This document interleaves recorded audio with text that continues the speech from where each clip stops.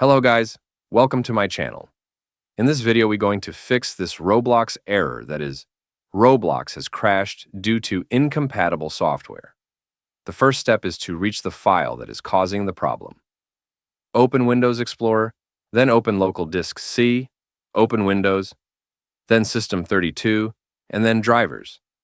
Now you have to search the name of the file mentioned in the error message. Right-click on it and go to Properties, and then go to Details tab. Take note of the product name, or anything that mentions the name of a company or organization. Now search that on Google. As you can see, the file is part of an antivirus installed on my PC.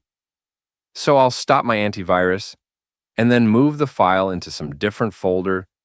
Make sure you don't delete the file, as it may cause issues with the antivirus. It can be some other software as well. So make sure to do this after closing it.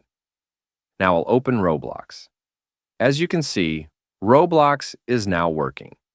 Thanks for watching.